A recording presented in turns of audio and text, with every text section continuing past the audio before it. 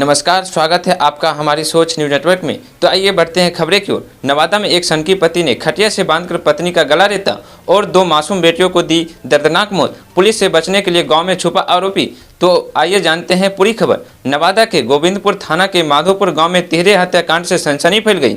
गांव में सन्नाटा पसर गया। मृतक के परिजनों व पड़ोस में रोने चिल्लाने की आवाजें आ रही थी। वहीं ग्रामीणों में दहशत का माहौल बना था। बताया जाता है कि आरोपित दीपक चौधरी अपनी पत्नी व बच्चों के साथ माधोपुर गांव में रहता था, परंतु दिन में वो अपने मवेशियों के लिए गांव से दूर जंगल किनारे बनाई गई झोपड़ी नुमा घर में रहता था। वहीं आसपास खेती व मजदूरी का काम भी करता था। घटना के वक्त उसकी पत्नी सावित्री देवी अपनी दोनों बच्चों के संग उसका खाना लेकर उसी झोपड़ी नुमा घर के पास गई थी।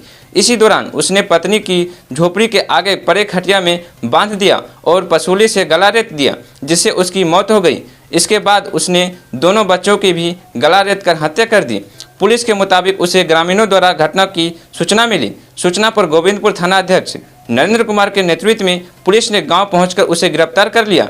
वो पुलिस से बचने के लिए गांव में ही छुप गया था। वहीं घटनास्थल से तीनों के शव बरामद किए गए। ग्रामीणों के मुताबिक हत्यारा पुरुष से ही सनकी किस्म का युवक था। ताज़ा जानकारी मिलने तक इस मामले में प्राथमिकी दर्ज नहीं की जा सकी थी। मृतिका के मायके वाले घटना की सूचना पर थाना पहुंच गए।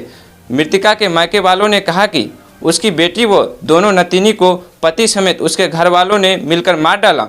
पकड़ी बरावा थाना क्षेत्र के केशोपुर गांव से शुक्रवार की शाम गोविंदपुर थाना पहुंची मृतिका की मां मीना देवी ने कहा कि उसकी बेटी से फ़ोन पर सुबह बातचीत हुई थी।